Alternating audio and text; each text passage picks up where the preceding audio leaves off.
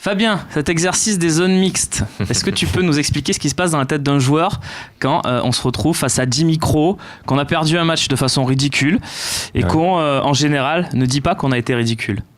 Pourquoi, déjà? Non, alors après, moi à mon époque, c'est vrai qu'il n'y avait pas de filtre. Après, aujourd'hui, je ne sais pas si les joueurs ont des consignes de parler. Romain peut peut-être nous le dire un petit peu. Oui, moi, ça, à mon époque, ça n'existait pas. On disait ce qu'on voulait, ce qu'on pensait. C'était rare qu'en pleine crise, vous disiez ce qu'a pu dire Florian Thauvin. Tiens, d'ailleurs, je vous propose de l'écouter, puis on continue la discussion juste après.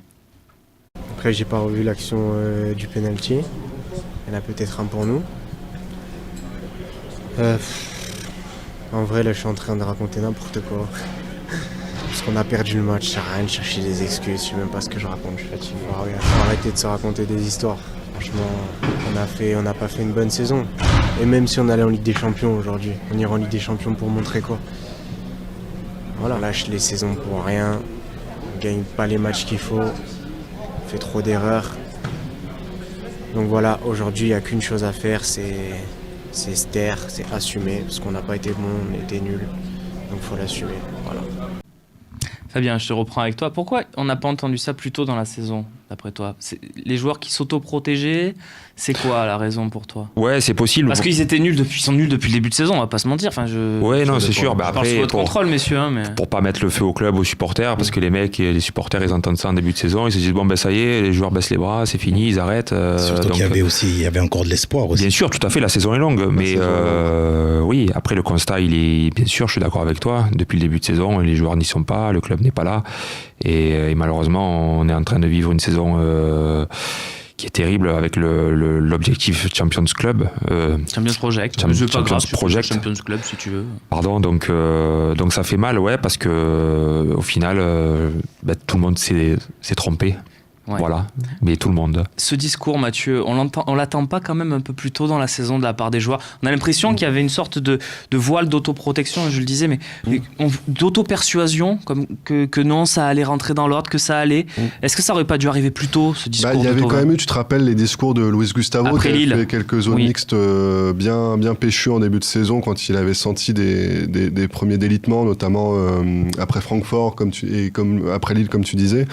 Et c'est vrai qu'à ce moment-là, d'ailleurs, déjà, on avait eu ce débat un peu, est-ce que ça va pas nuire au groupe, est-ce que c'est pas se tirer une balle dans le pied, etc. En fait, c'était les signes annonciateurs de ce qui allait se passer. Après, lui déjà dans le vrai, alors que les autres n'y étaient pas. Après, lui a décidé de se taire. On voit que depuis maintenant, alors là, il y est presque plus non plus. Donc, en tout cas, il veut plus jouer en défense centrale, ce qu'on racontait hier dans le journal. Et donc, oui, ça arrive un petit peu tard. Je pense que Florian Thauvin, à ce moment-là, parce que le joueur sait où il va en zone mixte, faut pas les prendre pour des bonnets. Florian Thauvin, il en fait beaucoup. Ils savent qu'ils vont aussi donner à manger entre guillemets aux journalistes. Les journalistes attendent ça et les joueurs aussi savent que les journalistes attendent ça.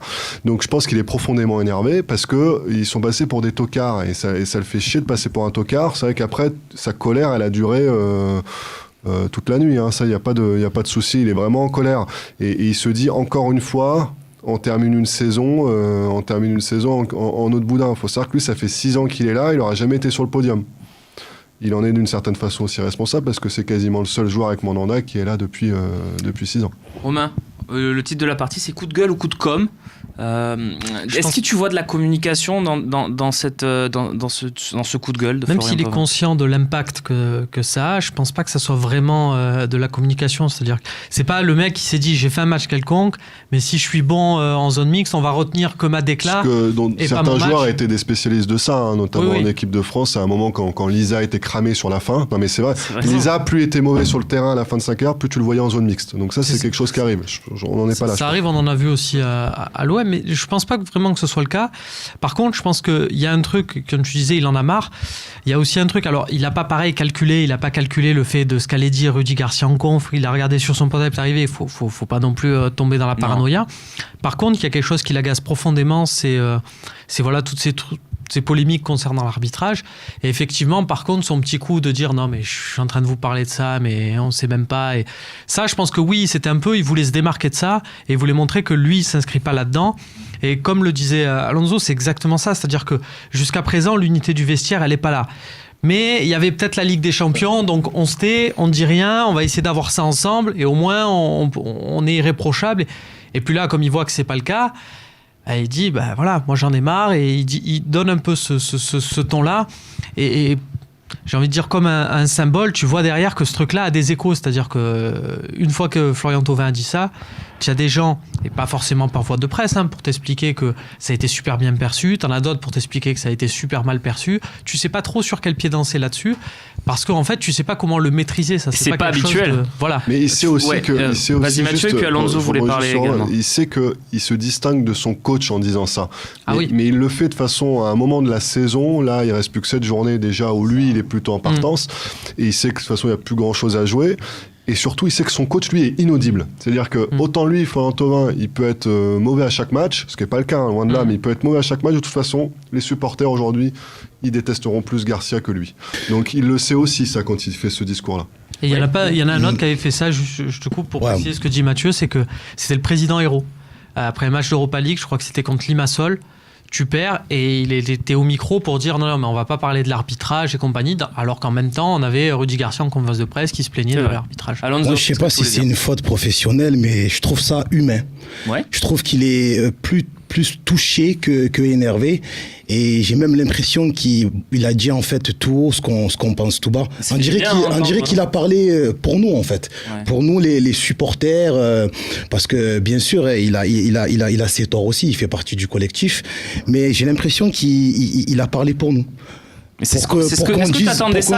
Pour qu'on dise c'est des humains, ils nous comprennent quoi. C'est toutes les années, voilà, il y a le project, je sais pas comment on appelle ça, le projet.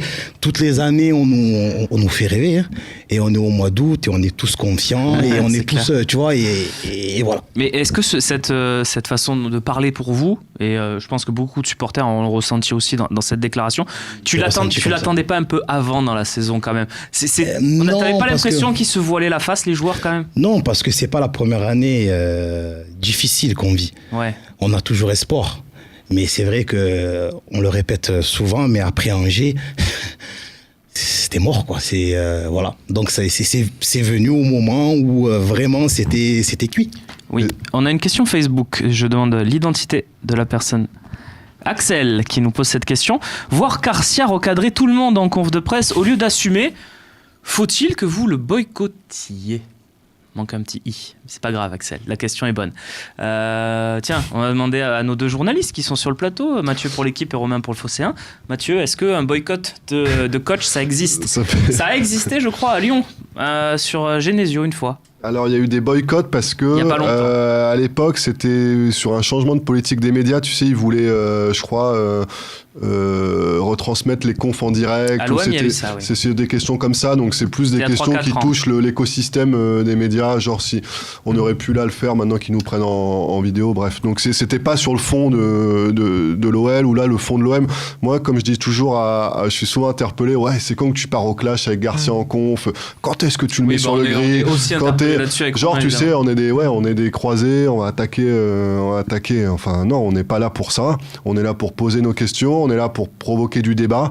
Faut savoir que les confs de presse sont aussi des endroits très codés, avec beaucoup de langue de bois, donc c'est pas forcément là qu'on va sortir des choses incroyables. Donc régler ses comptes en conférence de presse, et pourtant on a pu être effectivement nous-mêmes attaqués par Rudy Garcia. Je pense à notre ami du Phocéen, c'était Seb, qui s'était fait traiter d'enfant de 3 ans, mais c'est pas grave, c'est le jeu, enfin c'est la conf de presse, elle est oubliée.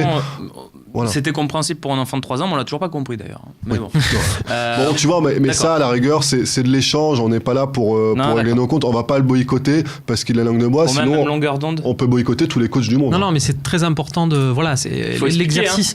L'exercice de la conf de presse est chiant, et même n'en déplaise aux puristes, avec Bielsa, c'était pas terrible non plus. Ça parlait pas de jeu du tout. Regardez-les, comptez bien. Ça en parlait pas autant qu'on peut nous dire aujourd'hui. C'était pas. Mais ça en parlait quand même. C'était pas non plus incroyable. En fait, ce qu'il faut comprendre, c'est que voilà, nous, c'est une arme pour nous pour comprendre les choses. C'est-à-dire qu'on me pose des questions. Moi, Garcia, après toutes les défaites, je serai toujours là pour avoir envie de lui poser 500 questions, parce que je veux savoir pourquoi lui il est rentré, pourquoi pas lui, pourquoi ces réponses lui appartiennent, mais c'est bien. Mais t'as pas forcément envie d'entendre toujours l'arbitre il nous a pas sifflé un péno. Mais voilà, ça, il est libre. Oui, mais ça, il est libre de le dire après. Tu dis après, moi j'ai trouvé Garcia langue de bois aujourd'hui. Tu vas pas le. Pour l'anecdote, on a du coup les écouteurs pour avoir le retour son par moment et tu as l'impression que tes oreilles saignent à chaque fois que tu entends parler d'arbitrage. Je dis non, fais pas ça, s'il te plaît. Le problème, c'est que même quand il a raison, pour toi-même, ne le fais pas. S'il te plaît, ne le fais pas. Mais tu vois, c'est super intéressant parce que Mathieu parlait tout à l'heure de Luis Gustavo qui disait qu'il voulait plus jouer en défense centrale et c'était dans l'édition de l'équipe de dimanche.